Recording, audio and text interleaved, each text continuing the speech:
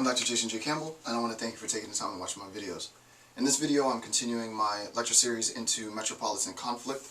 We're on section 1.3, the public choice model, part 2 on page 7 of my notes. In order to access the notes, just click the link in the description field. It'll take you to the corresponding PDF. Download the PDF, use it to supplement your reading. With that, let's begin with section 1.3 of the notes. This is Metropolitan conflict. This is section 1.3. And let's begin. Okay, so public and private preference. So, quick recap of the information that we covered with respect to public choice model. We recognize that in terms of the model, we are going to, well, it was a combination of public choice and self-government. What we recognized was the first and almost critically important aspect of the model, since we're talking about collective behavior of our constituents, is a recognition that we're going to emphasize the behavior, right? So that we place emphasis on sort of behavioral analysis and such. And this can get as complicated or as rudimentary as need be. We also emphasize and place heavy critical conceptual analysis on the assumption that human beings act rationally and that their rational action is motivated by self-interest.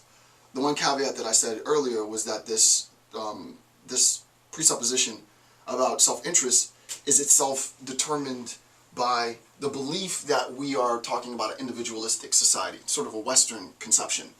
This does not obviously hold for those who live throughout the world who have more collectivistic, more quote-unquote Eastern conception of their social relationships.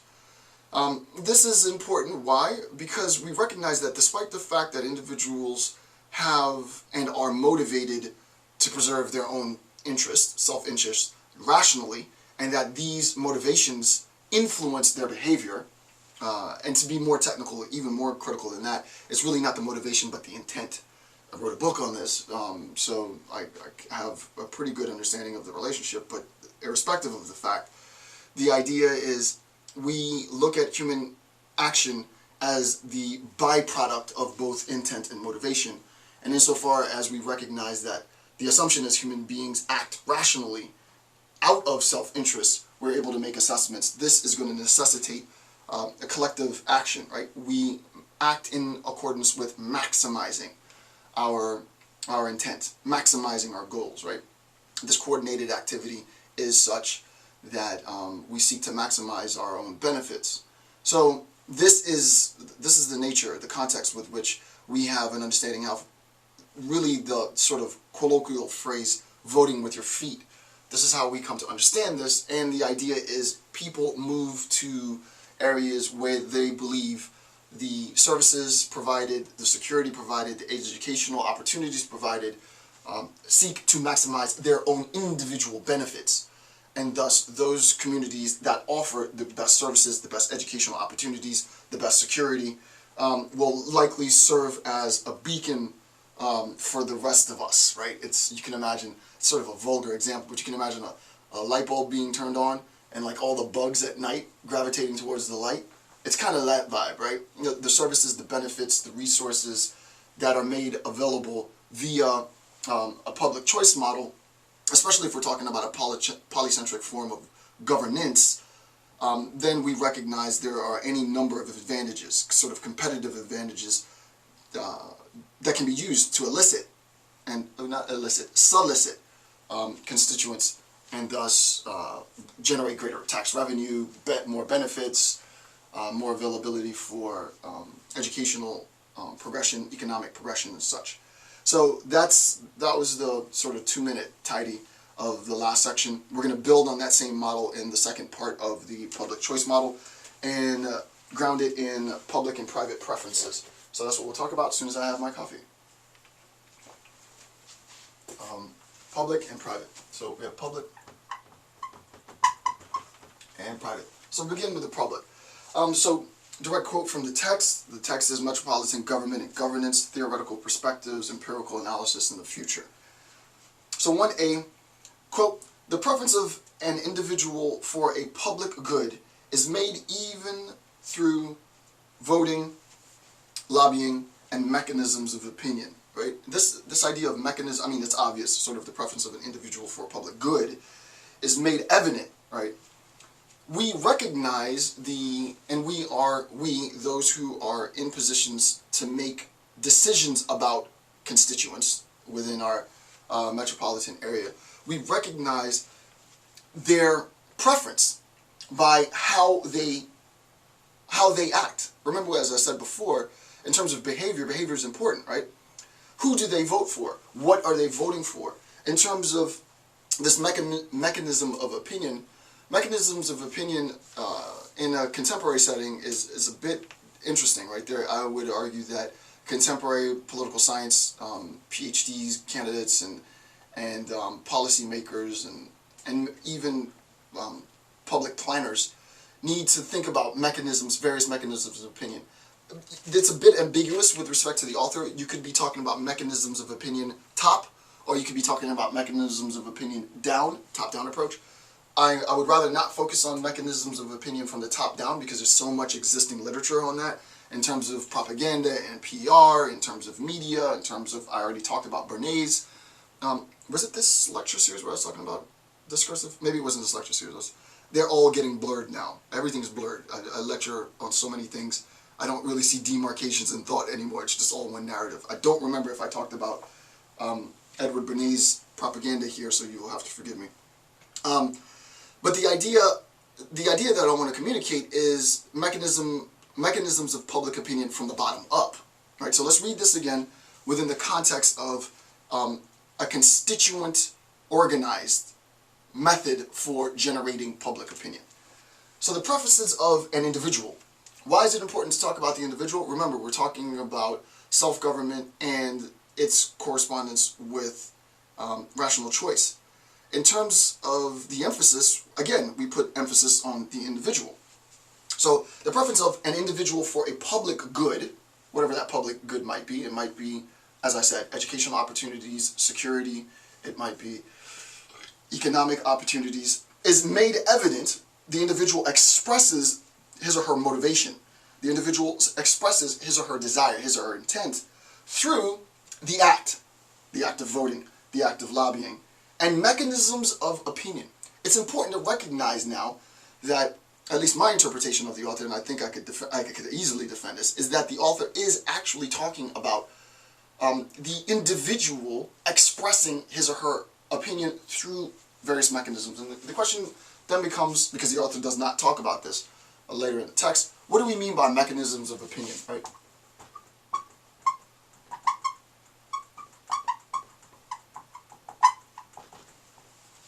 Remember, this is an expression of preference.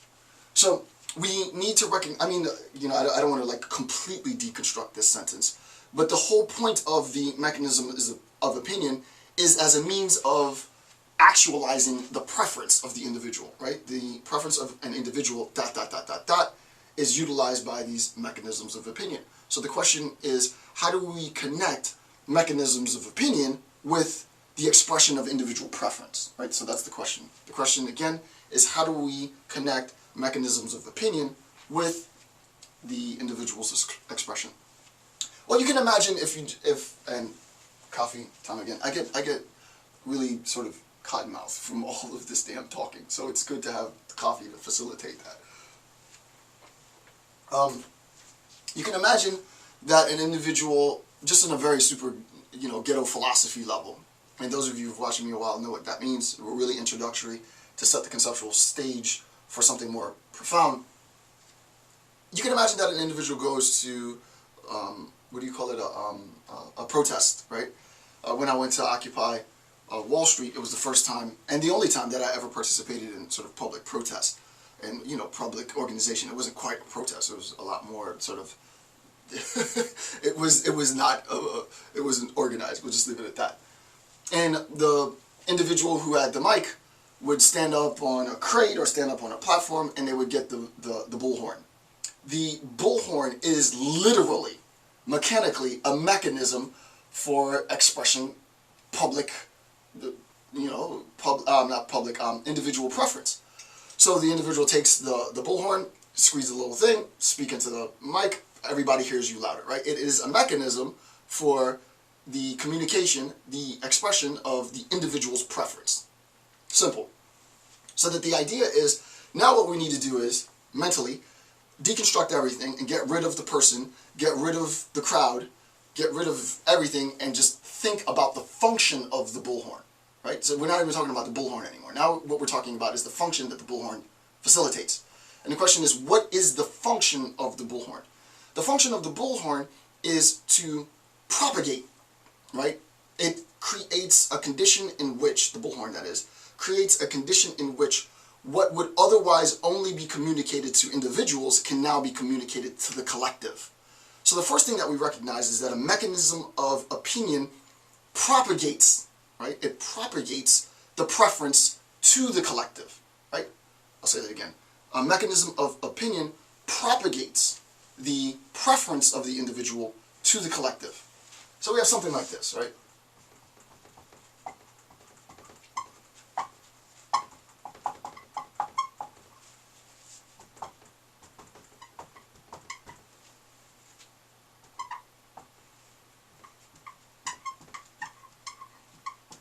That's basically what we're looking at, right? A mechanism of opinion functions in the following way.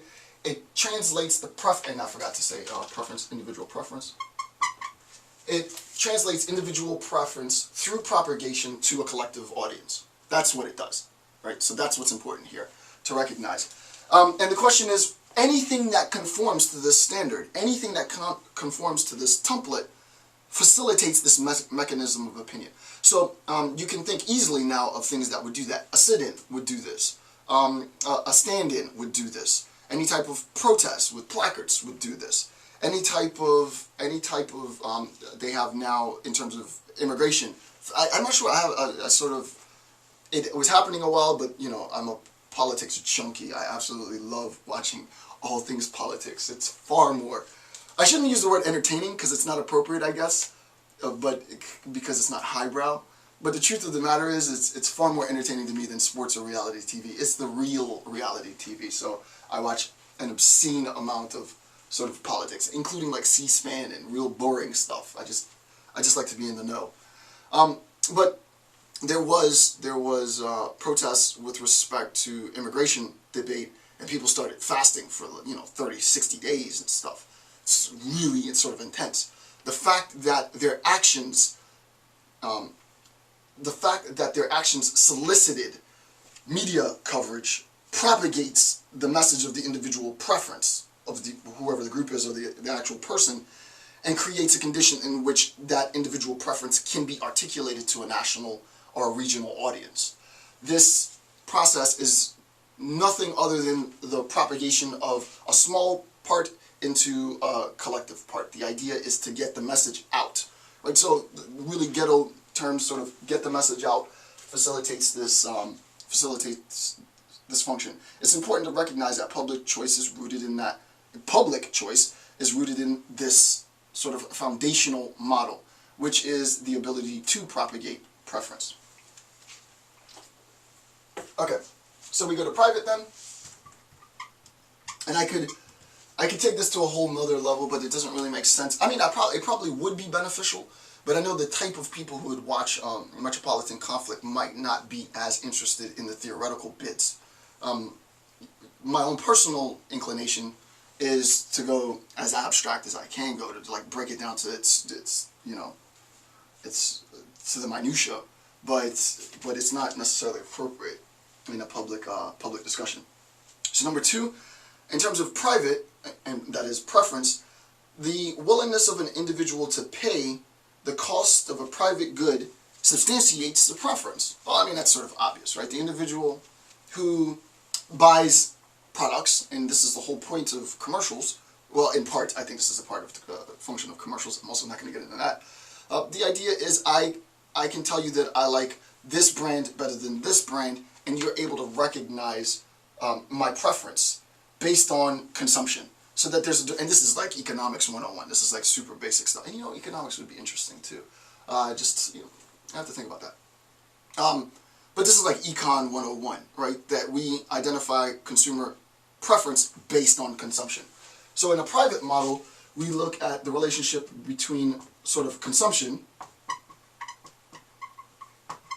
and I mean this in terms of economic consumption, buying stuff. Consumption equals preference, for all practical purposes, right? So we have two different models, two different conceptions of preference. We have one conception of preference, the public conception of preference in public choice model, where preference is articulated, or understood rather, by the individual preference and the mechanisms with which that preference is propagated. Which means that there has to be a public venue, or there has to be a public forum, and there have to be conditions in that venue and conditions in that forum that allow for the propagation of some message, some standpoint, some POV, some ... So you get the idea, right? We recognize preference by what you do in the public sphere, which include, and it doesn't necessarily just have to be protesting, it could be organization, right? You don't have to necessarily be trying to get the word out, per se, but your functions as an individual within the public sphere, insofar as those actions propagate more of the same theoretical framework or the same behavior, the same social functionality, you're propagating your individual preference.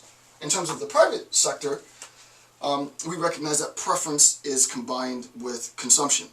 The $64,000 question is, what are the conditions in which we fuse the two? What are the conditions in which we take the way in which we understand preference with respect to individual propagation of a person's preference publicly with consumption? Why? Because then you can imagine what would happen. You would have the individual propagation to the collective of something that could be potentially consumed, right? Thus a much larger market, and a market attached to some social functionality. Zizek doesn't get very specific in this. I give him a lot of credit because he's freaking Zizek, so he should have his just dessert. But there is some argument that the trend to attach social functionality and social good to the commodification of some product. So for example, you can imagine, buy our coffee and we take 10% of the coffee revenue and we use that 10% to help X community. Now, in terms of individual preference, privately, my individual preference for this brand is associated with the fact that I bought this and not the other.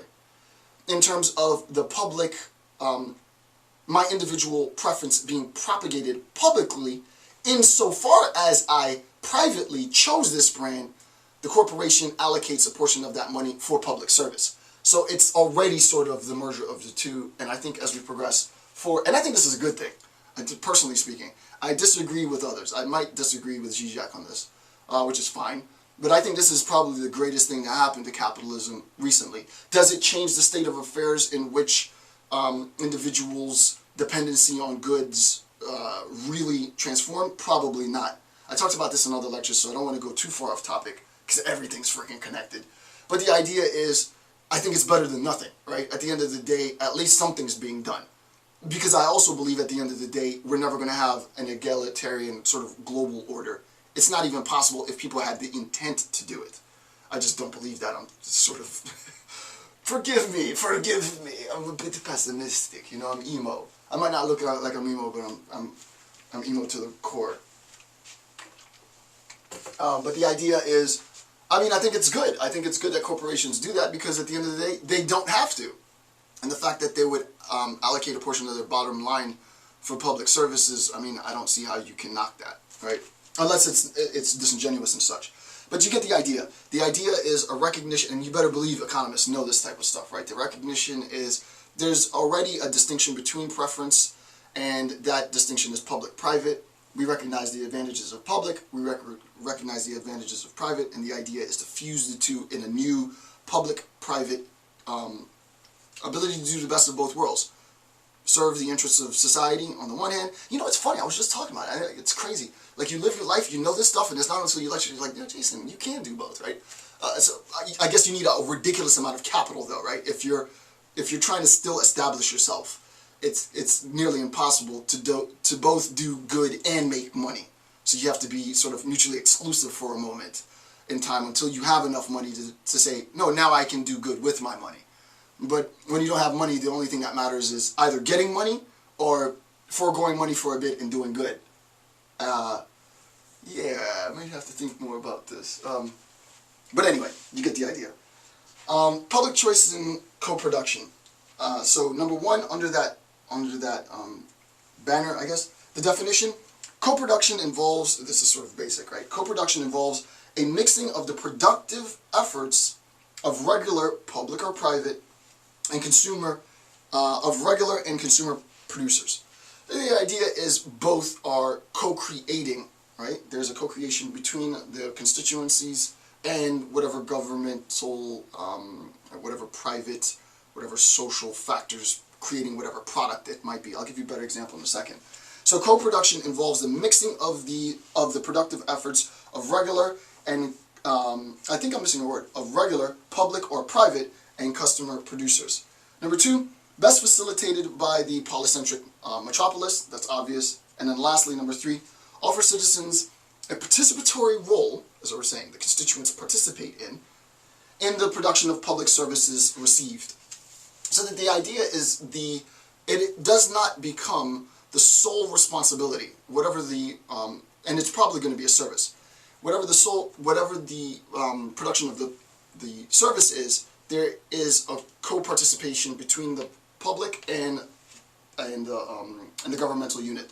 How does this work? I've heard a lot of things about, this is probably a year ago, I was listening to NPR and they were talking about the Postal Service. I think in Germany. I want to say it was in Postal Service in Germany. Somewhere in Europe, but I'm almost positive it was in Germany. And they were talking about the exorbitant, not exorbitant, it's an inappropriate word, sort of the profits that, and I could be mistaken on this, right? So we can always use this hypothetically if I'm mistaken that it's not Germany. But unlike the deficit that our Postal Service might be running here and the overhead that U.S. Postal Service might be having, in other parts of Europe, their Postal Service it's booming. They're making money. And the question is, how do we go about transforming, this is just one example, how do we go about transforming our Postal Service so that it's not only more efficient, but we can actually build into our model some profits. Why? Because this profits would benefit both the function of the Postal Service, but also the population. And the idea is to allow for the co-participation in the product. And the product is obviously the delivery of mail. And the question is, how might this be facilitated? And there's any number of ways, and I don't want to get into many different ways that this might unfold. But the most interesting aspects, I'm not going to talk about sort of the obvious. I want to push it. My lectures are always about taking it to the next level. Some of the most interesting ideas that I've seen didn't necessarily have to do with the Postal Service proper, but just mail delivery in general. And as you know, if you watched any bit of CNBC or news or any outlet, right, with respect to prospects in terms of the development of like an Amazon, you see that the potential demilitarization of drones opens up.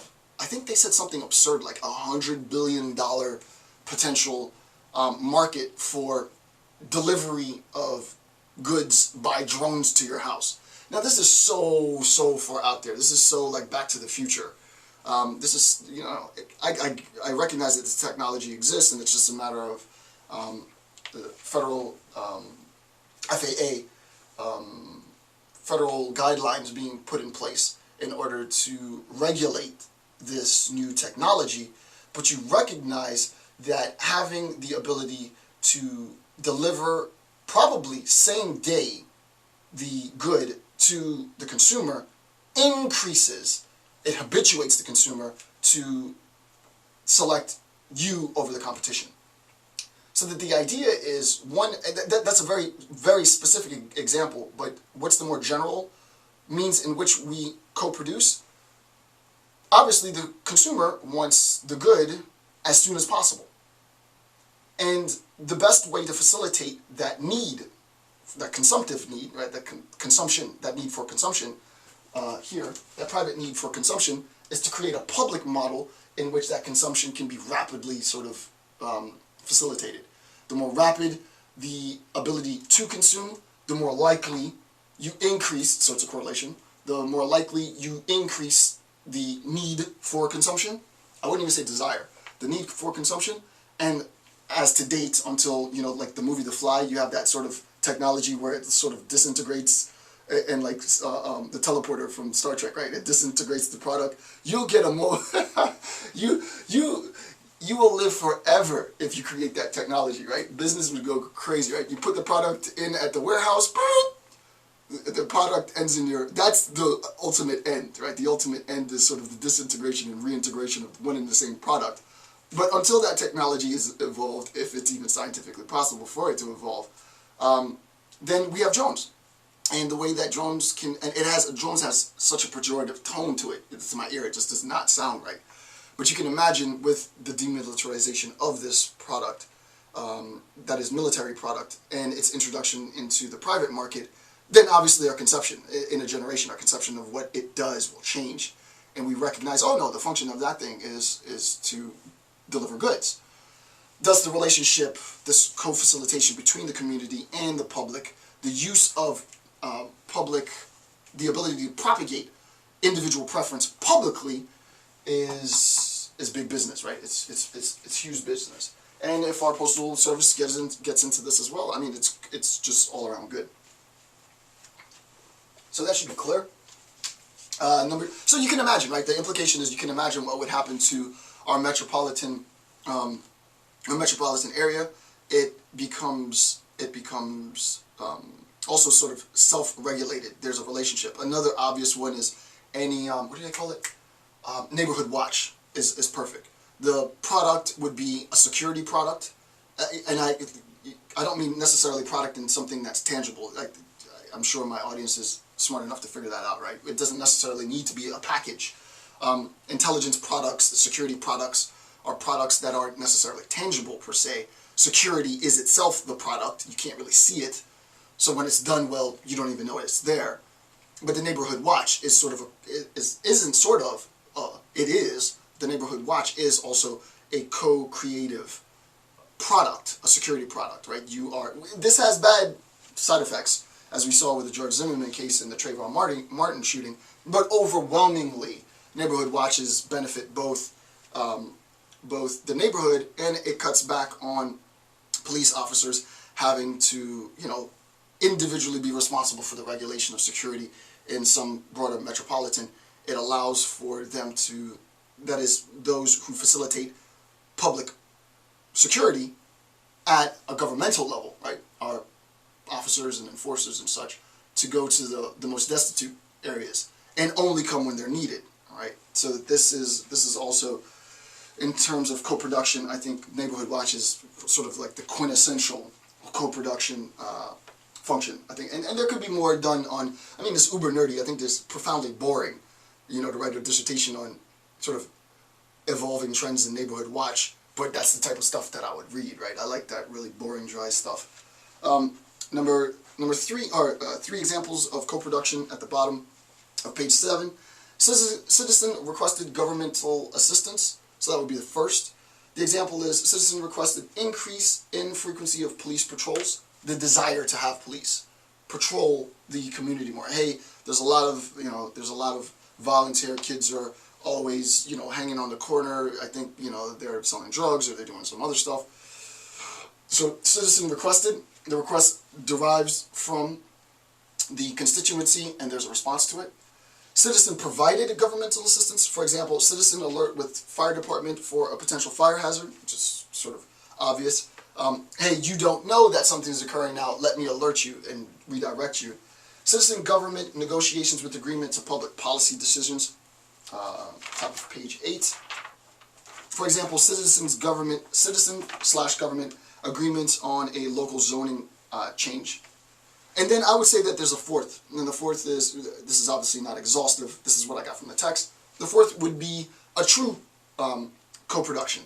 Not to say that the author's examples aren't true co-productions, obviously they are. There is a fourth, and real co-production is the facilitation of the product itself cannot come into being without both the participation of the community and the local governmental representative. I think the neighborhood watch is a perfect example. Neighborhood Watch isn't calling for help. It isn't directing help. It is the citizenry actively participating in security. And only when that participation sort of, the expectations for security exceed the legal limits of what the individual Neighborhood Watch personnel is capable of doing, that you solicit help from others, right? That is a really co-productive model. So that being the Neighborhood Watch. So I think the actual contribution to the final product by both members of the government and the public truly manifests in sort of a fourth model, and I would use the Neighborhood Watch as that example, but I think you get the point. Okay, so 6 benefits of the public choice model. This is top of page 8. Number 1, it's, quote, directed our attention away from preoccupation with formal structures and towards a focus on individual needs and preferences. Individual needs, talked about needs. Individual preferences, talked about sort of the demarcation between public and private preference. So that should be clear. So public services and the 4 needs of citizenry. 1, co-production of public services. I gave you the example with the Neighborhood Watch. Efficiency and effectiveness are important, right? I'm not going to go through and do a conceptual sort of deconstruction of the distinction between efficiency and effectiveness. Efficiency is a function. Well, actually, I will write this down, right? So efficiency, E-F-F-I-C-I-E-N-C-Y, pertains to functionality.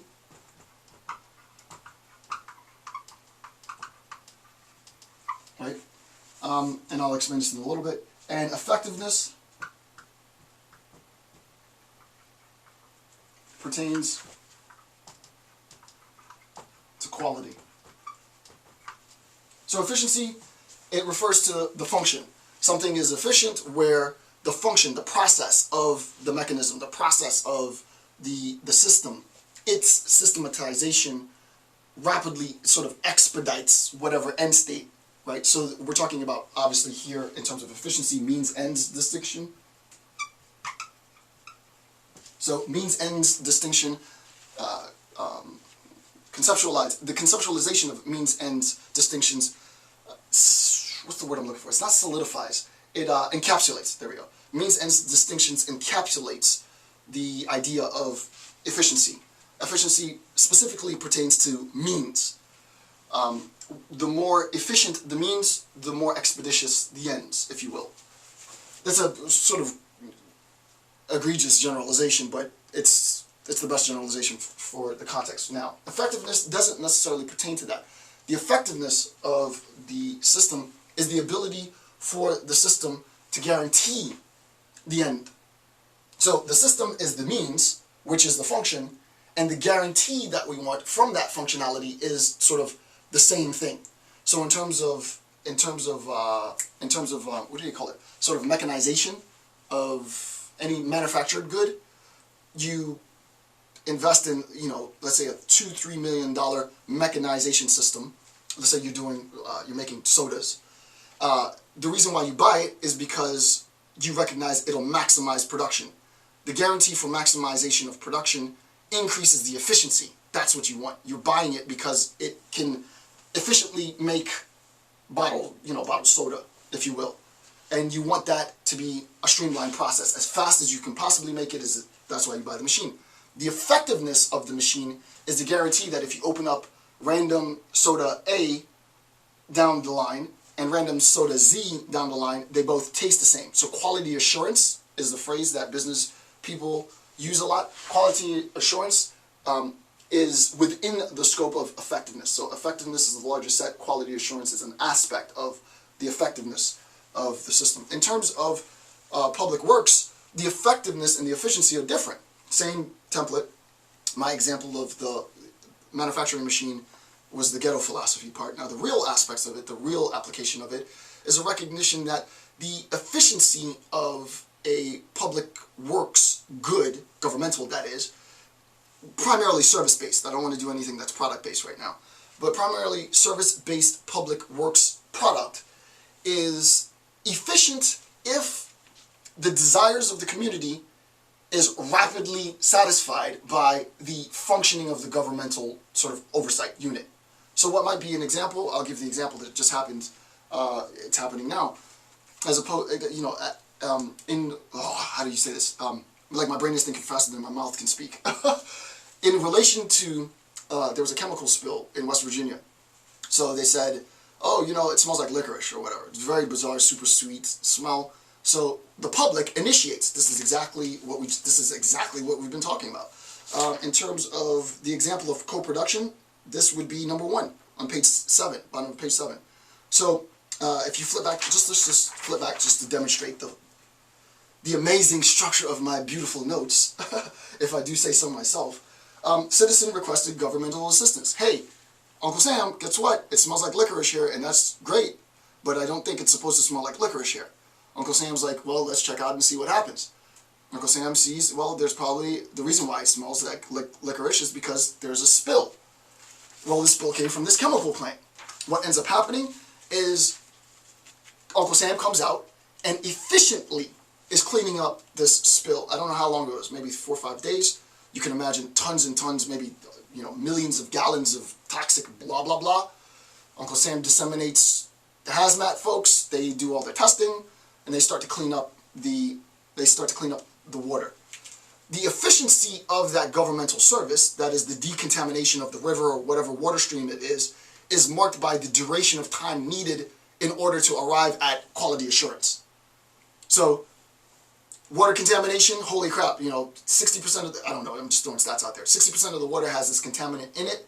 Efficiency is assessed by the duration of time needed for that contamination to get to acceptable levels.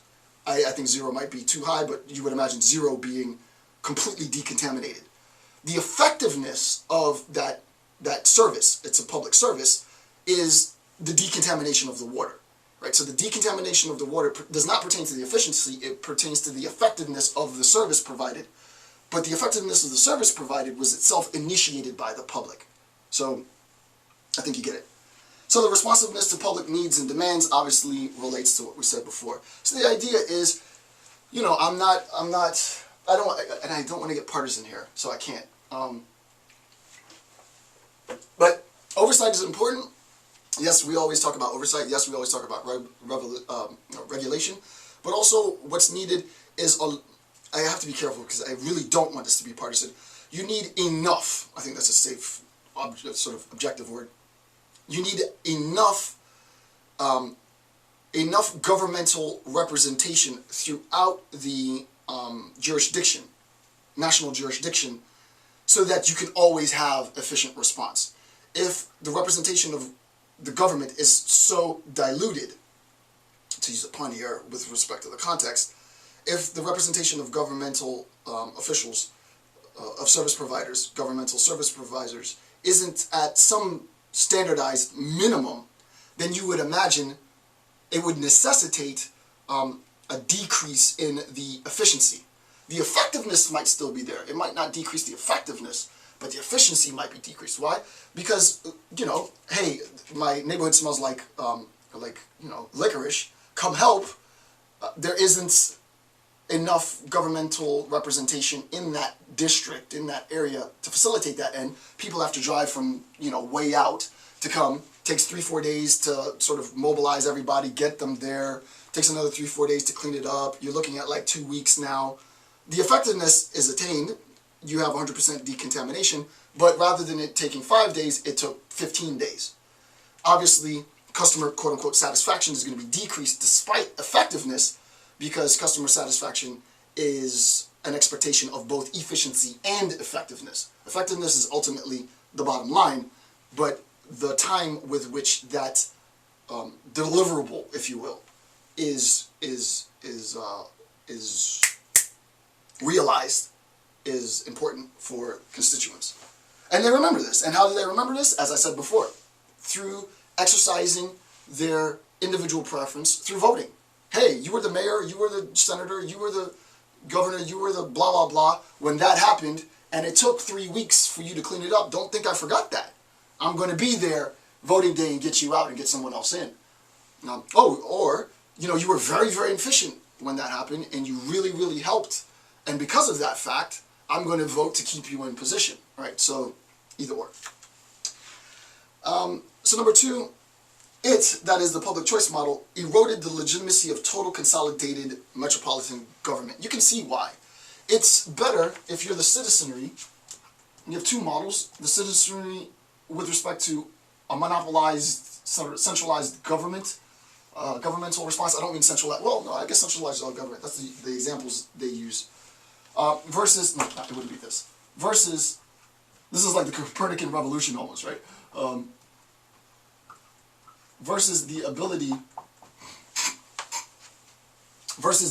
for the individual to choose, right? That the argument is a polycentric model, which would be this, is beneficial over a unitary consolidated model.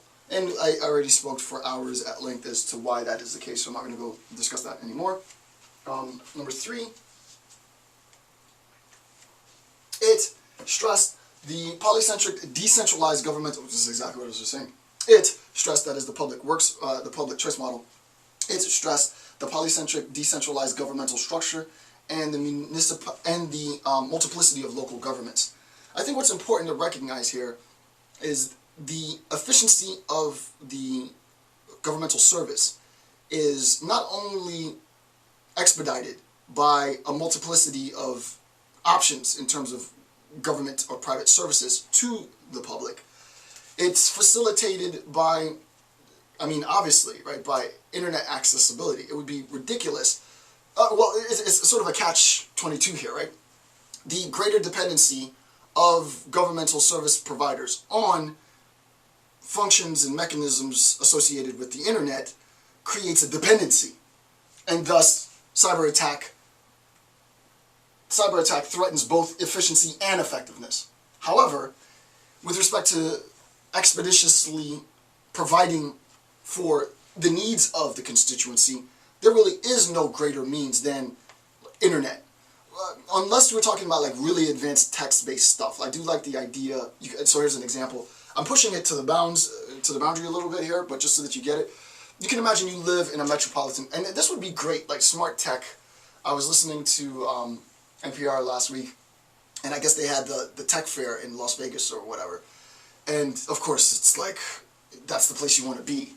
I would love one of these days to go just browse, just go as a freaking fan of technology and see all the stuff that they had. And I remember I heard of some new developments that they have that I just thought was the coolest thing.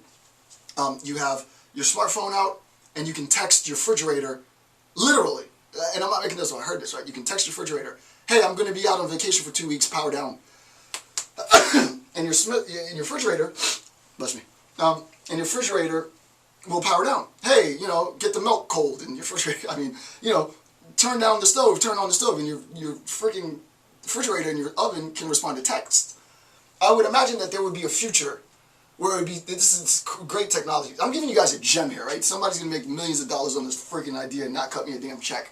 But I would imagine it would be the greatest sort of functioning between public service is, I have my smartphone with, actually I think I did hear this. I want to say it was some mayor or somebody in Boston created a structure where every time you had a pothole, actually I did hear this, I think they already have this functioning. There was, I think a mayor, I want to say in Boston, it was years that I heard this, anytime the constituents saw a pothole, they could download an app, and it had the GPS coordinates, and I guess you press a button where there's a pothole, and the phone sort of got the latitudinal, longitudinal directionality of the pothole, and it sent a signal to central government. At this coordinates, there's a pothole. You download the app. Anytime you get a pothole, you press a button, and it sends that sort of geospatial information of the damn pothole to Central Command, and they dispatch people based on this, right? And I guess the idea is that there isn't going to be a manipulation of the services. The type of citizenry that would download that particular function and use it would be those that would, and of course they keep all of your information, your metadata information. You're sending this off, so if you misuse it, it could be a fine and all that other stuff. But you can imagine, think about the development of a new metropolitan community with that technology where everybody knows that happens. It's anomalous now, but when it becomes the norm. oh my goodness, this is smart grid technology on crack. Like, okay, the light's out. Click, take a picture of the light. Geospatial coordinations, the light's out. Oh, this lamp is down. Oh, well, you know, this thing isn't working. Click, click, click, click, click, click, click. All this information being fed into some central processing, some central, you know, Uber city's computer, and the computer runs algorithms that rank the need that is based to the community, and also because of, oh my goodness, this is so genius. It ranks it based on efficiency, monetary efficiency, budget, It has an understanding of how much the cost is, and it can maximize bang for buck, right? Oh my goodness, and then rank what should happen. It's really not that hard if you segment it. I need 2 more lifetimes. I want to do new things. It's just amazing. It's amazing what the potential is for the future cities. That kind of technology, that integration of really smart tech with citizens that are interested in their community, interested in their, obviously the nation, who want to make their cities better. You really do co-produce the infrastructural integrity of the community in which you live, and you do that through your smartphone. Frick, cut the check. Genius. Genius, if I say so myself. I like that idea a lot. So that's 3A, which offered citizens the opportunity to assist in the production of services. I think I just gave you a canonical, super good, futuristic example, right?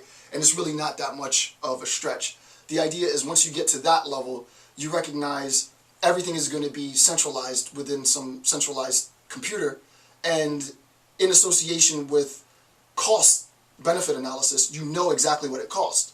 Because we've habitually sent people out in the past to patch potholes, so we know what the cost of sending people out to patch potholes are. We know what the cost for repairing a street light is. The system can then serve as a repository for all the needs that the constituents are texting in, and then rank those needs based on cost. Those with the highest cost, what are the social goods that come out of that? Those with the lowest cost, with the highest social good, those come at the top. So the idea is to structure the algorithm as such, right? Lowest cost, highest social good, those are the first things that we do. So pothole, number 1 on the list. Doesn't really cost a lot of money. Constituents love the fact that they see you out there repairing the roads, put it at the top. Something else might be a little bit more complicated to do, costs a lot of money, put it in the middle, and on and on and on. Really, really high cost, not a lot of social need, put it at the bottom. Information's coming in, system is processing, organizing, people are being dispatched, you're saving money, you're maximizing public works, public's good, and the public is participating in the product. What is the product? A healthy metropolitan area, right? The quote-unquote health of the metropolitan area. I think that type of, like, that's the city I want to live in. That's when I pick up my feet and go live in that town, because it would be dope. And it's going to happen, right? Before the tomb calls me, I will, me and the old me with my cane. Oh, I remember I talked about that when I was a youngster. It'll be fun. So 3A1. So this is a rhetorical question. Is there a series of ownership and community associated? Is there a sense of ownership and community associated with co-production? I say yeah. I don't mean ownership in terms of economic ownership. I mean ownership of the service commodity or service product, right? Yes, there is a sense of ownership. That road was repaired because I sent the signal to central command, right? That thing was repaired because I participated in letting them know. Like, it was an individual citizen that initiated the first call to tell the U.S. government locally that, hey, the neighborhood smells like licorice. It was, in fact, one individual person. Of course, a lot of people then called in. I'm sure it wasn't just one, but there was one first person. That person is responsible. That one citizen is responsible for all of the social good. Now, he or she probably will never know that all of this is a consequence of his or her action, because probably hundreds of citizens called in. But since we know hundreds of citizens called in because of this chemical spill in West Virginia, there had to be a first citizen that called in. And that first citizen that called in, think about all the social good that's going to come from his or her action. Now, you never know that you're the reason why everybody's cleaning up, but the idea is you have a sense of satisfaction that, I don't know if I was the first, but I know that I called, and I know that a consequence of me calling everything's happening, so I feel good. I feel good about my community. I feel good that I am responsible for this social good, and thus I own this social good. It's me. It's because of me. I'm important. I have purpose. And the idea is to create a condition in which the citizens, I gotta be careful here because I don't want to go too deep. This is public. I don't know if I want to go that deep. We'll just say it is beneficial to create a condition in which people care about their surroundings, just like a family. I care for my daughter, I care for my son. If they need something, I take ownership in the fact that I've exercised the amount of work in order to give them what they need. And as a consequence, we're tighter as a family than my own personal family where I came up, because my father was never there to provide anything for me.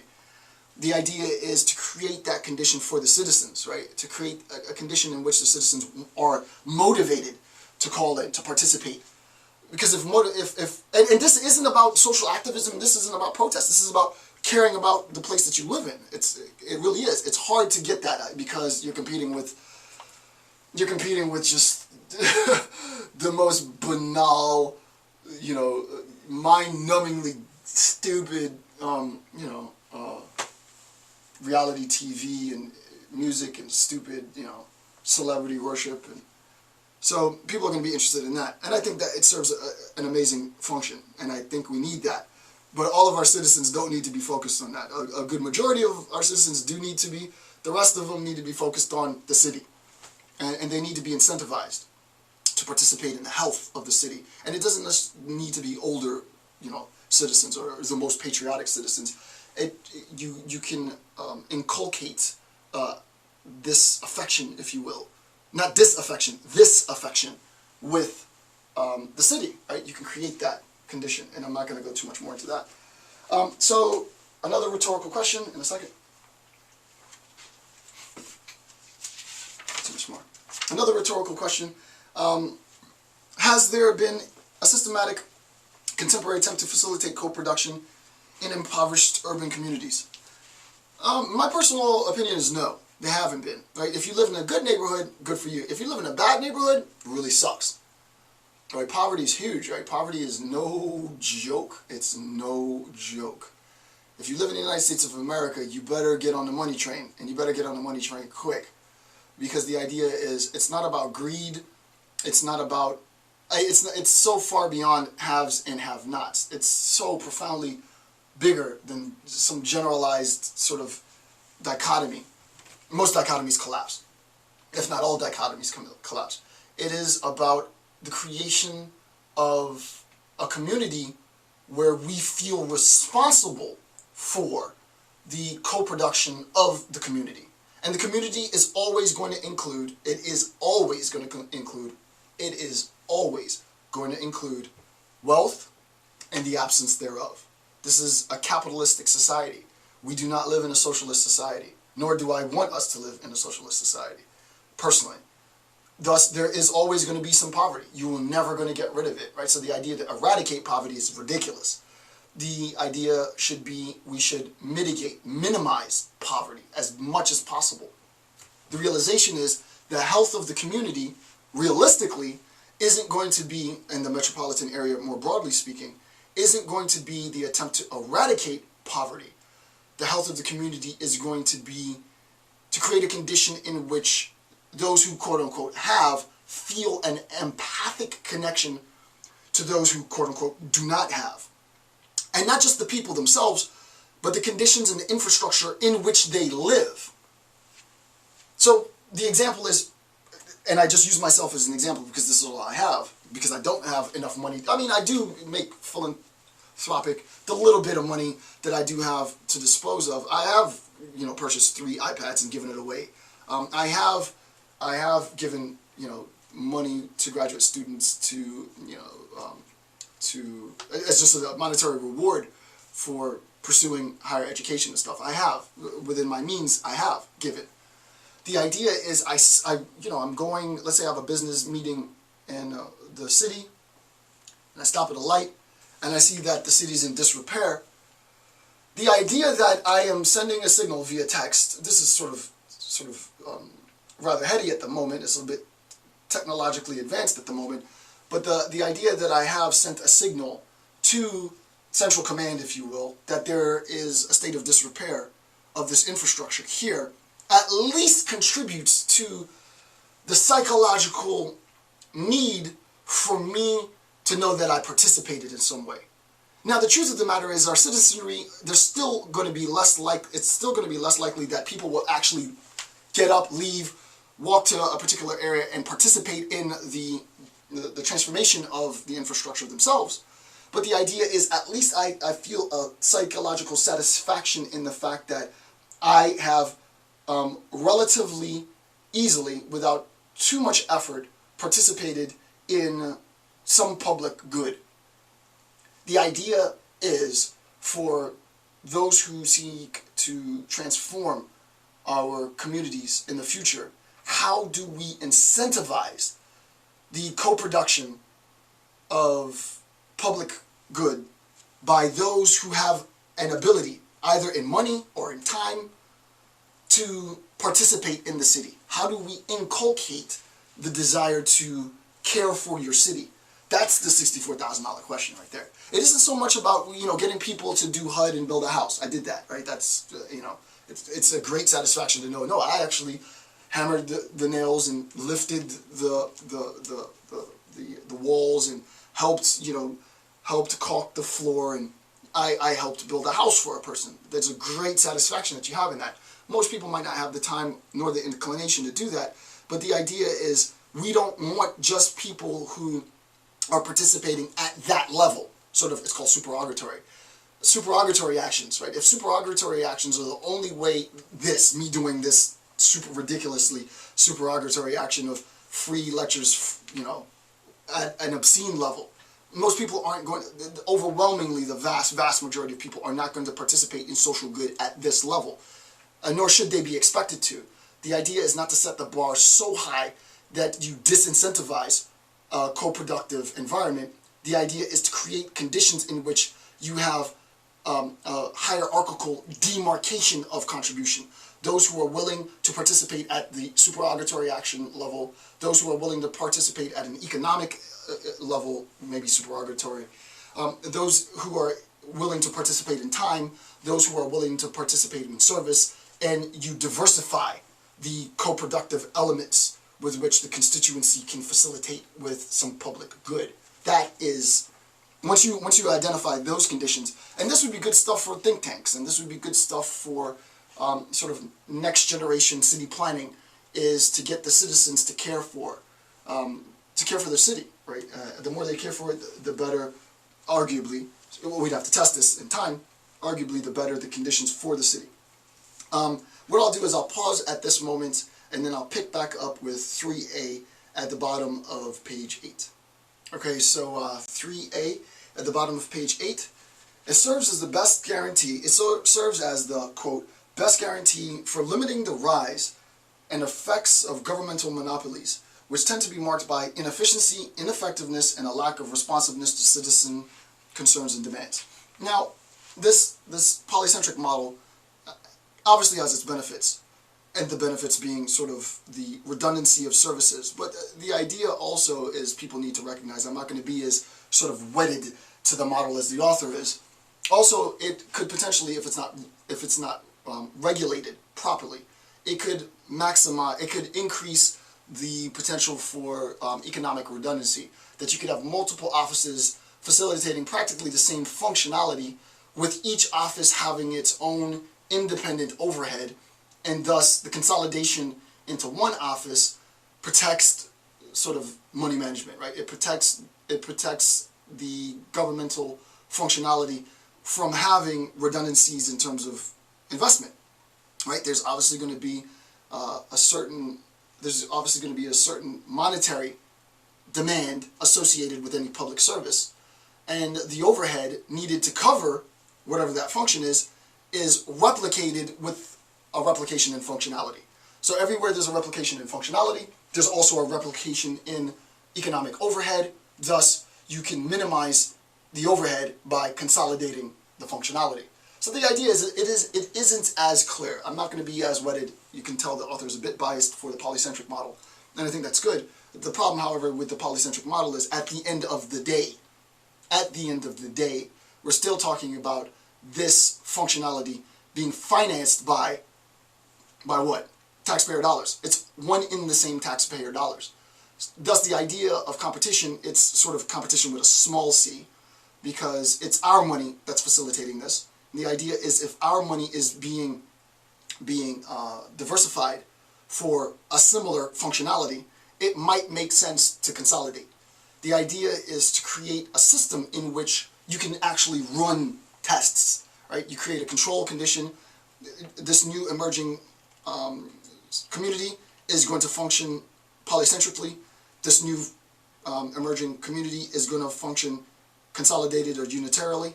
We're going to do a comparison and contrast after 5 years, see what the economic overhead is, see what the return on dollar in terms of constituency, in terms of migration, in terms of economic generation of capital and such, and then make decisions. I believe that it's always a synthesis, that as we progress throughout society, we need to continually change the ways in which we construct our social relations, because our social relations are perpetually changing.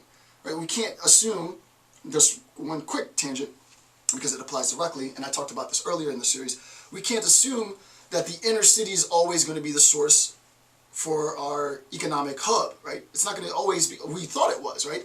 That's why we built our suburbs so far out, and that's why we had these long roadways that we invested in the 50s nationally to connect the suburbs to the inner city.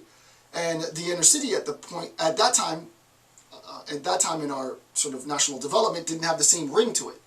Inner city was a place you went to go make money. You brought that money back home. What ends up happening is that I wouldn't say the urbanization of the suburbs, because I think that's too much, but I think just on a ghetto level, the advent of strip malls and the advent of multinational corporations rooted in the suburbs, like Walmart and Target and such, transformed the economic engine, because the service that was provided was facilitated by employees from the constituency. So the service aspect, employees from the surrounding neighborhoods got jobs. The product aspect was facilitated by the ability to purchase products by constituents at those localities, and thus you created a huge economic engine internal to the suburb, right? You're able to hire people to facilitate the service of selling products, right? It's a service product, right? One in the same store needs to offer services to sell products. Where do they get the people to serve? From the community.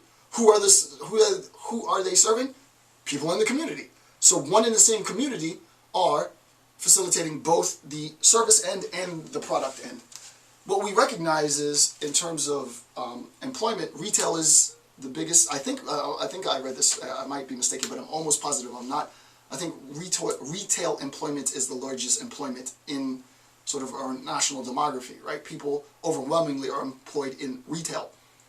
In terms of retail, where are they employed? In the inner cities? No, they're employed in suburbs, in the malls, in the strip malls, at the service-providing stores, at Walmart, at Target, at Best Buy, at da-da-da.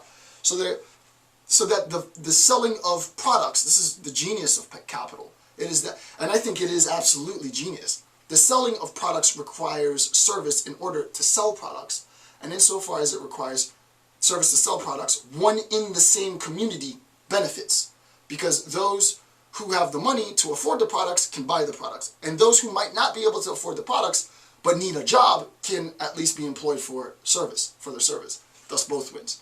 The idea is to create a condition in this sort of emerging metropolitan community where the ability for any individual to serve, to be employed, at least in their service, they are able to maintain their service.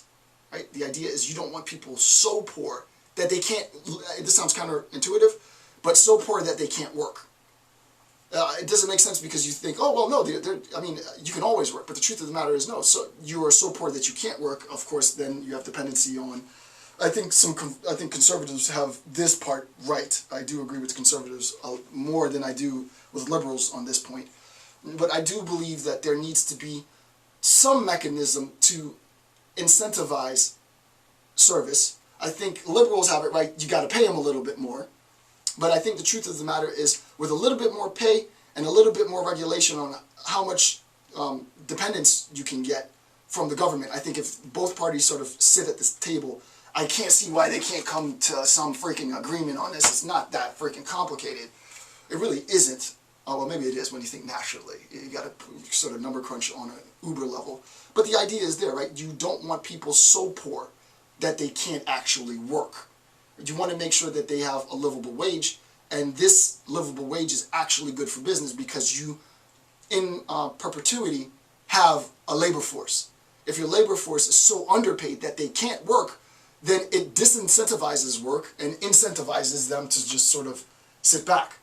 So as employers, it's actually to the employer's benefit to ensure that their service personnel have a livable wage, because that livable wage will necessitate their service. So that's my 2 cents, and then I move off of that topic. So number 4, I'm actually starting to like metropolitan conflict. It is pretty interesting. It's super drab and boring. It really is probably the most boring of all the lecture series that I've done. It's profoundly the most boring lecture series that I've done, but I'm starting to like it a lot. Because it has immediate application, right? There's stuff here that's readily accessible. I do like the practical, and I thought it was going to be more theoretical, but I do like the application aspects of this. Number 4, bottom of page 8, distinction between regional and local public service deliveries. So regional are capital-intensive services, obviously. Large market. You're talking about the exchange and the transference of like trash. You're talking about the sales and the servicing of water. You're talking about intra-state or multiple state transference of goods and services and such. At the state level, huge economic investments, right? So when we're talking about regional services and goods, you're talking about huge capital-intensive investment. Water, sanitation, mass transportation, interstate waste trade, all of that, what I just said. The problem is, as our metropolitan areas increase, this is me writing, as our metropolitan areas increasing in population density, regional resource sharing investment will assume a greater dependency, obviously, on pooled or consolidated tax revenue streams. And that should be obvious, right? Tax revenue is, the dependency on tax revenue is going to increase the importance of this revenue, the larger the regional area. The smaller the regional area, the more localized, and the idea, the way I approach this, because I think we should borrow from the scientific model, this is actually a genius idea. And you could do it. Scientists, just quick side note. So like, what I do as a social scientist is I always try to keep up to date on what hard scientists are doing. Because they got the sort of market cornered on knowledge. The idea is to look, and I've talked of this idea in other lecture series, look at the advances in science and see how those advances in science can be initiated via social sciences. We have technology now that could potentially, in combination with 3D printing, allow us, I don't know if we can actually do it now, but I think it's on the horizon, construct our electronics products atomically, individually placing the atoms so that you maximize what? Efficiency. You could make the most efficient battery. So like, you can imagine in the 20-25 years, Iron Man's power source that he keeps in his chest could be real. Who knows? Uncle Sam probably. Knowing that damn Uncle Sam, he probably has it already, the bastard. But yeah, I mean, because it's created, the energy source, as an example, is created at the atomic level. So there is absolutely no wasting space. And we're talking about atomic space, right? You're the most efficient. What does that do? It creates a product that is the most efficient product. What's the correlation with respect to our metropolitan areas? I think far too often we think macro and then work down micro. I think what we need to do is we need to think about our economic investment and our city planning at the local level, at the city level, at the town level. And instead of creating economic structures that have exorbitant capital investment, when we talk about management of water, when we talk about organization of sewage, I think what we need to do is to create, and I love SimCity. I haven't played it in years because it is the most addictive game I've ever played, even more than Skyrim for me. I'll sit down and I'll black out and play 12 hours of SimCity straight. Unfortunately, they don't have it on the PS3 yet. They need to put like SimCity 4, SimCity 5 on the PS4. Then I'll buy the damn PS4. Hey, quick side note, Sony, put SimCity 4 or 5 on the PS4 and I'll buy it. I'm not going to buy the PS4 because I got a PS3. But if you put SimCity 4 or 5 on the PS4, I'll buy one. Because I got to play it on my computer. I'd rather play it on my. I'd rather play it at home on my TV. But in SimCity, I know this sounds ridiculous. It's like a simulation game. You can't begin at a regional level. You can't.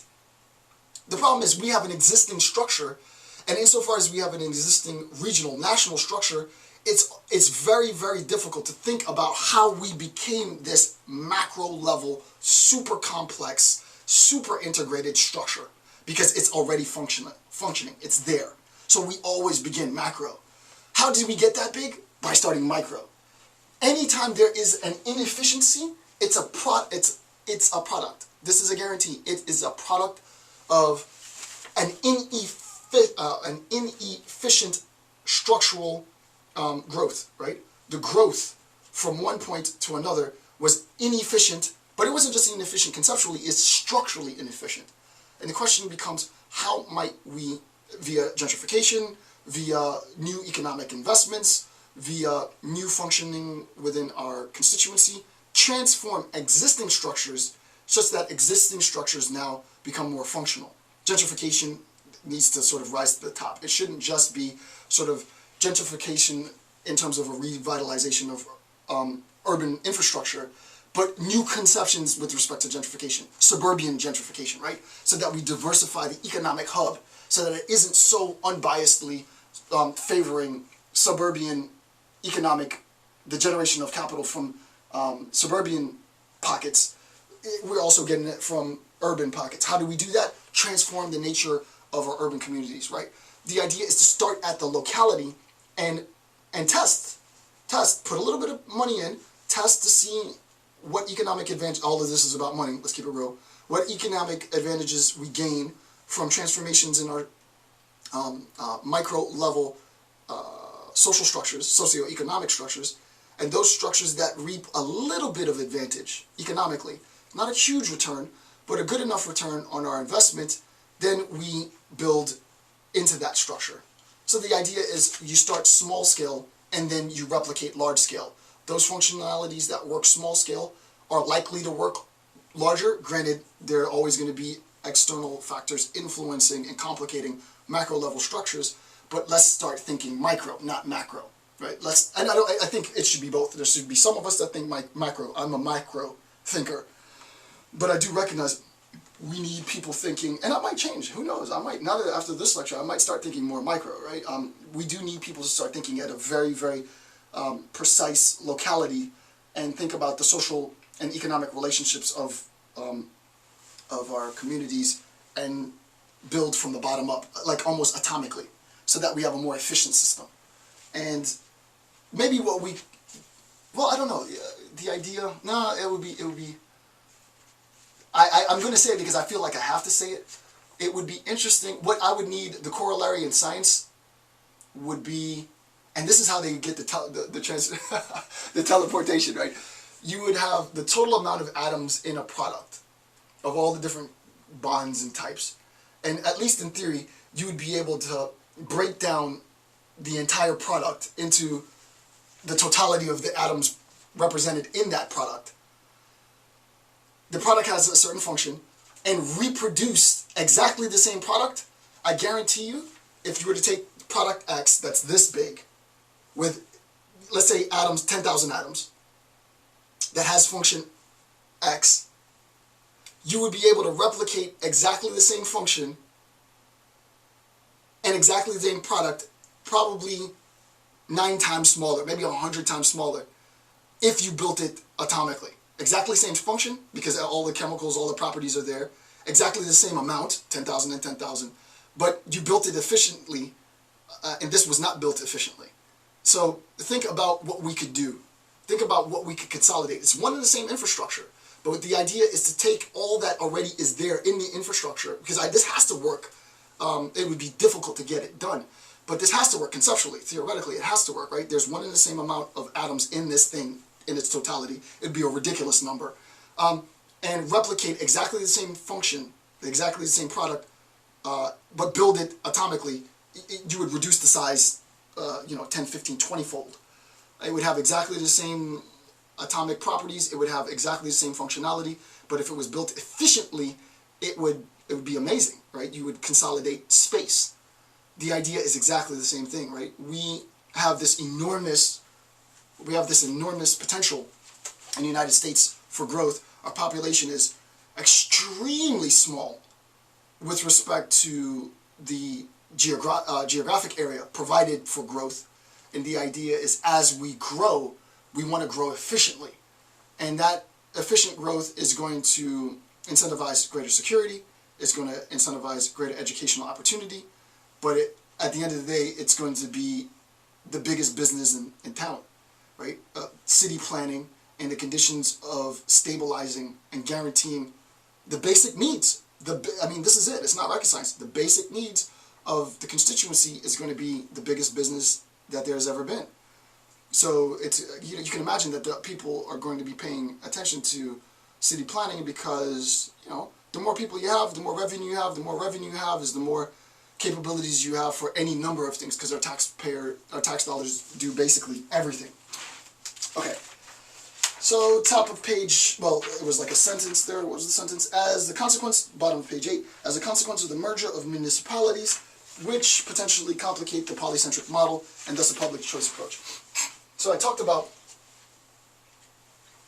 already talked about some of the conceptual problems with the public choice model and the polycentric approach. Primarily, I think it's good. I've talked about why it's good, but part of the reason why it's bad, to be fair, because I didn't see the author say this, is that there could potentially be redundancies in the economic overhead which facilitate a replication of social functionality. You have any number of government offices that facilitate social functionality X. It incentivizes the constituency to be able to choose from multiple service providers. However, all those multiple service providers are pooling their money from one and the same source, that is tax revenue. Thus, the replication might also have a negative effect, which would be the redundancy in economic investment needed to perform exactly the same social functionality. So the idea is to sort of keep that in mind. So there's some pros and cons here. Number 2, top of page 9, voting with your feet presupposes the following, and this is me, an inherent dependency on the correlation between geographical location and income generation, job industry, which has changed. And I talked earlier about that, right? More and more of our constituents slowly are gaining their money from relatively localized, more than ever, people are gaining their income, yearly income, from relatively localized commute. What do you call it? When you commute, emphasis, commute. So I don't really commute if I live in the burbs and I travel to the burbs to go to work, or if I live in the inner city and I travel to the burbs, maybe there. But if I live at home and I make my money from home, well, you can see that that's a change. It's a very, very small change. It's statistically insignificant at this point, but there might be economic advantages to this. The idea is we have to think about all of the totality, which is very complicated. This is like, you need, 600 people thinking about, maybe not that many, you need probably about a good 50 people who are actively interested in city development, thinking day in and day out about advances in our social relationships and existing functions of our social relationships, to try and create conditions in which you can incentivize a co-production, like a dual economic hub. It seems to be the case now that the assumption is it's mutually exclusive. And I don't even say it seems to be the case, it is the case, unfortunately, and I can't understand why. I really don't understand why. And it's rare that I don't understand at all. I usually have some inclination, and I have really no inclination as to why it is mutually exclusive. And the mutual exclusion is either the economic hub is the suburbs or the economic hub is the inner city. It used to be the case that the economic hub was the inner city. That stopped with the advent of strip malls and suburbia and multinational corporations providing both products and services. And now it's the case that the economic hub is the suburbs. But I don't understand why it's mutually exclusive. I really don't understand why it's mutually exclusive. Why could it not be the case that both serve? I think the only, well, actually I take that back, I do know why. I think that it is about commute time at the end of the day. People are inclined to have their needs met, and the best way to facilitate needs is one of convenience. It's convenient for people to travel locally, a shorter distance, lower dependency on gas, to make money than it is for people to travel a great distance. So that the idea is, what needs to happen is there really does need to be a revitalization via gentrification of the inner city without displacing those of poverty, making sure that we always keep a sense of poverty, to attract this next generation of families, what? Not to the suburbs, but attract them to the inner city. So the suburbs are in autopilot now, let the suburbs stay in autopilot. Gentrification is the only name in the game. For my sort of conceptual approach, gentrification is the only name, and it's the only game in town in terms of metropolitan development. Why? Because we already have a functioning economic hub. And if we still attract people to the suburbs and we build big and we build these sprawling houses where 4 people live in 2,500 square feet, you know, it's non-sustainable. Not only is it non-sustainable in terms of population growth, just the geographic area that it consumes, it reinforces that mutual exclusion. The idea is, just from a capitalist standpoint, why would you want to get more money? It's all about getting more money. We're already getting suburbs money. Let's get this inner city money. How do you get inner city money? Gentrification, right? Revitalization of the urban, areas to elicit young families. But think about how weird that sounds. What young family do you know? Just graduated college, just got your master's degree, both parents are sort of, let's do the straight up, you know, cliche, white, middle class, dual graduate education with 2 young kids. What family do you know in the United States of America, aside of like New York and such, I mean, in the rest of America, that wants to go live as their first choice in the city? Nobody does. Nobody does. Unless you're, you know, working at the firm. Nobody does. They want to go out in the burbs. What you do is you change the preference, right? We change preference position. We recognize, I just gave a public-private discussion on lecture on preference. You put capital investment into gentrification and revitalization of urban communities such that these communities are family-friendly. You provide a guarantee for good quality education. You provide a guarantee for security and services. For those who live in the community and are impoverished, you provide a guarantee that via magnet programs and such that they will have access to the public education model. Those poor people have good education now. They might not have the money, but now at least they have an opportunity for good education. That education is going to serve as a magnet for new families to develop. The security that's provided will make sure that there isn't too much conflict between the poor and the rich. And thus, what we do is we start to build our inner city. The inner city, you're talking 20, 25 years, 30 years for the transformation. Inner city starts to build, and organically, you don't even have to pre-plan this. And I don't think you should pre-plan this. Organically, what will end up happening is new service and product industries will organically develop within the inner city. Follow the trends and watch for what those new industries are for services and products, and then as soon as you recognize a trend, monopolize on it, take it global, and now you have 2 hubs. You have a suburban functional economic hub, you have an inner city functional economic hub. Everybody's making money, everybody's happy. Now it's true preference position, because 40, 50 years in the future, when I'm ready for the tomb, my kids and my grandkids can look and say, huh, you know, granddad or great-grandpa, I don't know if I should live in this city or if I should live in the suburbs, because they're both good options. Right now, there's only one option. It's to live in the burbs. Unless you're really, really affluent and you can live in the city. But the idea is, barring New York and such, right? The idea is, no, we want you to have to make that deliberation and say, both are good investments for me. Both present me and my family opportunity. And I think it can be done. I think it can be done. What we need to do is start focusing on revitalizing our urban communities, and just think about really service and security and education. Don't worry so much about economic, initially, don't worry so much about economic investments.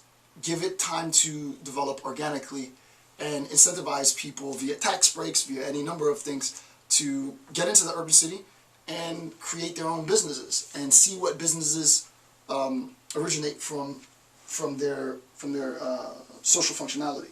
So I recognize it's easier said than done, but there's no question that there is a false dichotomy that the economic hub is either, it is a false dichotomy, that the economic hub is either in the burbs or it's in the urban city. That's crap. I'm not going to accept that. It's a false dichotomy. It can be both. It doesn't have to be mutually exclusive. It could be a conjunction. The question is, how do we do that? How do we make it so? The only way to do that is to invest in our urban communities without also displacing the poor, right? And without also now, war and poverty in terms of the individual poor, right? So that metropolitan areas are subject to voting that is country-specific. It presupposes that voters stay within the country, which has also changed, especially where the country is incapable of satisfying customer voter preference positions. I'll explain this. I don't want to spend too much time on it because it's a bit out there in terms of a stretch. But you can imagine that if, as the ultimate voting with your feet, if the constituency recognized that there just isn't any opportunity for growth there, and there's an ability to leave, not only will you leave the city, you'll leave the nation. Now this is the most extreme case, but the idea is at the end of the day, people are going to look out based on self-interest, right? Based on the self-interest model, which I think is a good thing. It doesn't sound pejorative to me or selfish to me because I'm American, so I have been raised on it's about me, which doesn't mean that it's not about you, it's just about me. So if I recognize that it's in my own self-interest to leave the nation because I can't get what I need from the nation, then the nation loses one. And it becomes, in terms of my ability, it becomes a brain drain, since that's what I contribute to the nation. You can imagine that people would leave if they have big money. If they leave the nation, they feel that they're being overtaxed, or they feel that they don't have the ability to thrive economically, and I'm not including greed. Then they leave, and what do they leave? The nation loses because they lose a huge source for both employment, for others. They lose tax dollars, they lose economic and technological investment and such. The idea is always to try and appeal to the desires of the constituency and to reward those who make contributions, not just to themselves, but their contributions benefit the greater population. Why? The more beneficial the relationship of any individual to other individuals from their unique specializations, talents, gifts, what have you, the more enticing it is to live in that community. And thus, the more enticing it is to live in that community, the more likely people will want to live in that community. And the idea is to incentivize that, right? Because at the end of the day, that enticement translates to money, period. If for no other purpose. I'm not here to, it's not just about doing social good, I recognize that, but social good is enticing. And as a consequence, that enticement translates to money. So you want to create an air of comfort.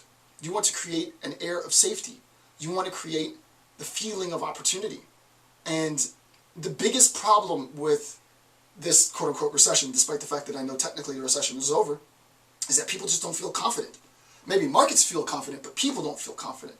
There's a lot of, it sucks, it's hard, it's difficult, it's tough, it's impossible. People start to internalize that. People start sort of psychosomatically start to buy into that, and they are bedraggled, and they just don't have the impetus to go out and and the motivation to go out and think that they can achieve what they want to achieve. We need a social narrative that says, no, here are the good. Let's talk about the facts. Let's talk about reality, but let's also have a contrasting narrative nationally that says, no, now is the time. Now is the time. Now is the time. Act now. Do this now. You don't have tomorrow. Let's do it now. Go out. Do this now. Let's get this done now. Don't wait.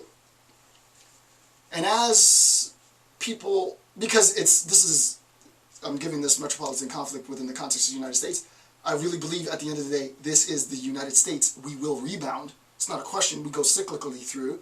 We had the Depression. We had market collapses before.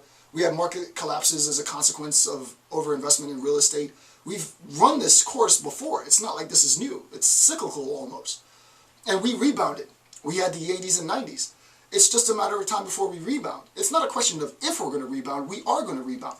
The point is to make sure that we don't rebound in the suburbs again. That would be ridiculous. The rebound should be in the inner city. The rebound should be in the inner city. Why? Because now we have dual markets, finally. We have two functional markets in which economic investment in the suburbs generates big business for Walmart and Target and realtors and real estate and such. But now we have a booming, growing, family-friendly, middle-class, inner-city lifestyle, which I'm from Florida. I don't even know what that means. That doesn't even exist. No one's going to move their family into the inner city in Florida. And I would imagine it's the same in Texas and such. Everybody wants to live in the burbs. That's functioning. Don't worry about it. Focus attention here so that when we boom, when we come to this second wave of revitalization, we're not fortifying the mutual exclusion anymore. We now have a duality in, oh my goodness, the money that it'll generate, the security to generate, the opportunities that it'll generate, that's how we do it. When you have lags in technology, where, technological advancement, atomic age, atom splitting technology made us the superpower that we are. Industrialization, railways, advances in pharmaceuticals got us to this point. Advances will be more difficult technologically in the future, so the way that we establish national prowess and dominance can't be so heavily contingent on technological advancement. What we need to do now is shift focus to our social structure and create social relations that produce the new engines for economic power and prowess. And I can't see a bigger opportunity than that manifesting in the urban communities. So increased metropolitan density and I talked about the guy Eduardo Saravin, who left the nation for tax greed. He didn't want to pay his taxes or whatever. I think he owes some ridiculous money, like 33 million. I get my tax bill and I'm like, dang. He gets his tax bill. He's like, I'm out. Anyway, number 2, increased metropolitan density and size will likely delimit choice. With reference to taxes and regional burden for capital-intensive services will require greater centralization and appropriations of funds. I really believe that as we increase population density regionally, that there's going to be an inverse relationship between the increase of population density and the need for greater tax investment. Why? As your population grows, especially if we're talking about tax dollars, and since we know let's keep it real, since we know there's so many loopholes that quote-unquote the 1% have in terms of contribution to tax dollars, as just a fact, and that poor communities don't pay taxes. It's the middle class that pays a lot of taxes. If you have a very small middle class, then a greater amount of national burden falls on my shoulders, because I have to pay my taxes, and I do pay my taxes. But insofar as I cut the check to Uncle Sam, it's a heavier burden on me because there's so few of me that are actually doing the right thing and paying their taxes. If you increase the density in which middle-class communities, by going urban, you increase the density. You have a high-rise. How many more people can you pack into that high-rise than you would in the suburbs, right? 4 or 5 suburban houses could probably reach the square feet for the urban tower, but you can fit 700-fold people in the same area.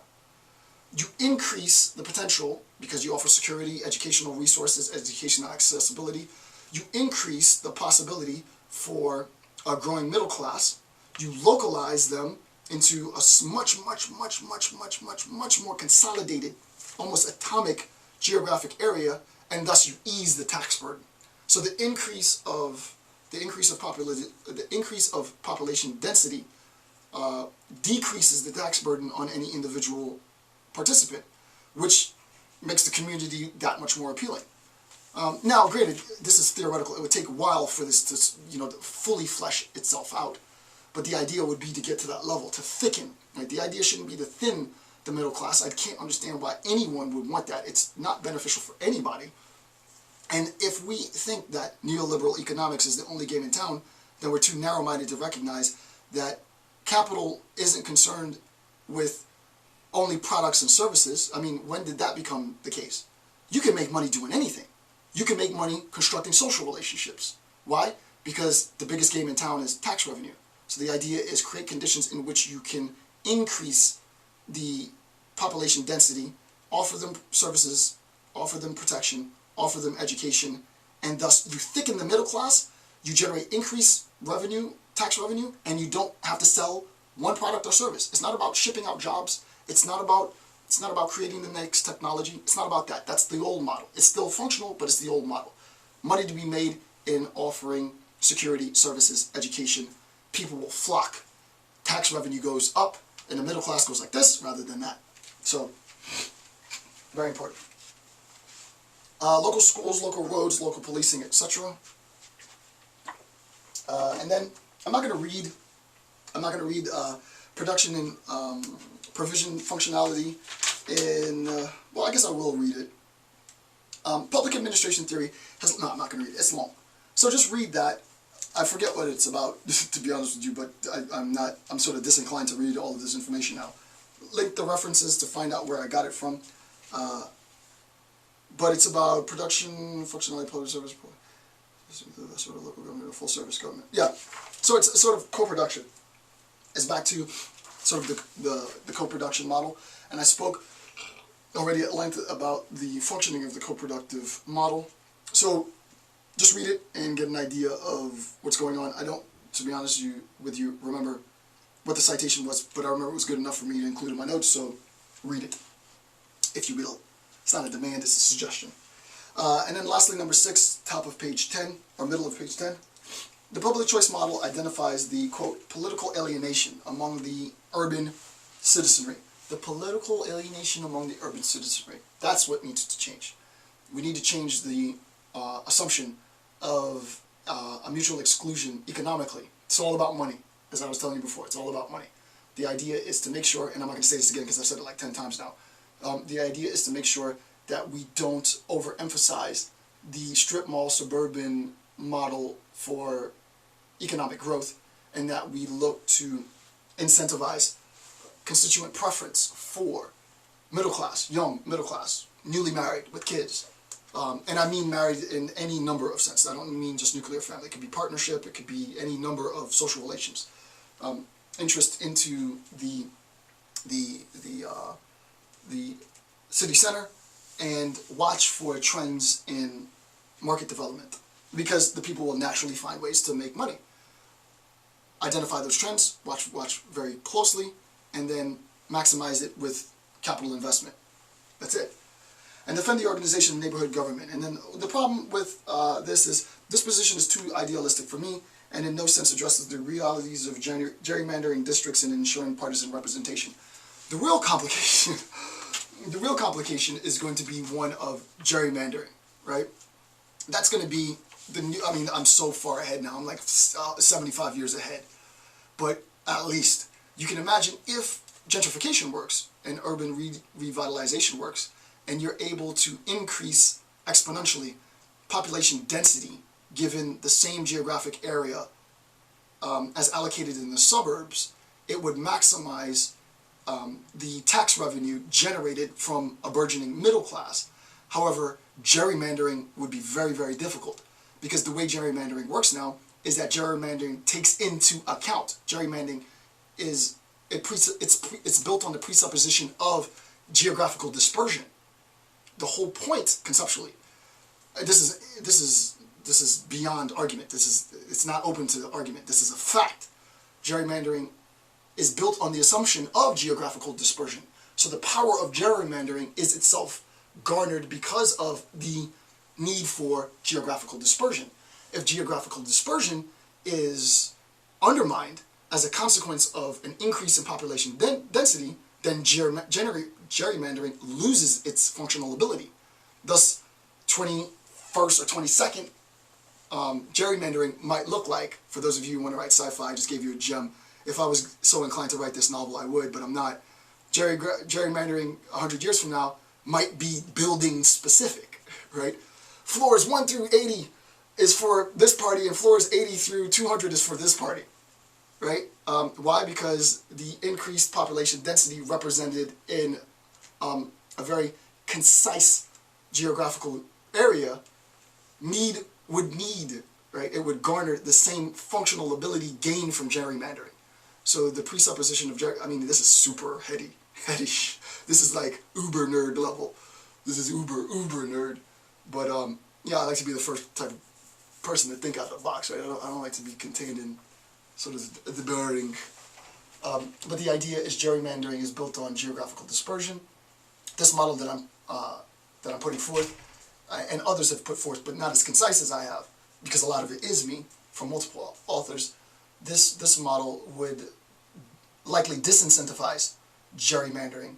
Gerrymandering is a force too powerful for that disincentivization, so it would have to change. Gerrymandering itself would have to change. Thus, the emphasis on gerrymandering 100 years from now, 75 years from now, won't be contingent on geographical dispersion. Thus, it might even be something as ridiculous as building specific. It seems too like high-rise specific in terms of residential high-rise. It seems too out there now, maybe, but you follow the logical trail, it has to follow, right? So, and I don't think that that's a bad thing. It sounds weird. It sounds maybe a little spooky, but I don't think it's bad. There could be conceptual ways in which this was done fairly. Fine, knock yourself out. But you get the idea, right? The idea is to really push our social relations to the conceptual brink, to think in all of the complications of the interrelationships between the poor and the wealthy, middle class. How do we facilitate and fortify a burgeoning middle class? How do we incentivize national economic prowess with a recognition that technological advancement, at this point in our sort of evolution as a nation, technological advancement and infrastructural development is not going to be the means with which we establish and fortify and protect and safeguard our national sovereignty, our economic sort of edge over the quote-unquote national competition. The way that we do that is by social relations, because social relations are a vehicle for capital, period. It's undeniable. So the idea is to shift also, while we're making regional shifts, to shift also our emphasis nationally from product services as the underlying force to new constructions in social relations as the potential new force for economic quote-unquote investment. But now we're investing in people, right? So I would say that that's pretty complicated, you know, but in terms of the lecture series, I think it's a good flow. We finally got into some theory, which is the stuff that I like. So I'm glad that the notes afforded me a bit more theoretical flexibility than before. Hopefully the next section is as theoretically rich as this section, but I think this section is riddled with key points. The idea is to select those points that you feel you can add your academic expertise and your interpretations on. And my function, as always, is to contribute so that others can really take credit. I'm not really in it for the credit. I'm in it for initiating, the discussion. So with that, thanks for participating in this discussion. And I want to thank you for taking the time to watch my videos. I'm Dr. Jason J. Campbell. Have a good day.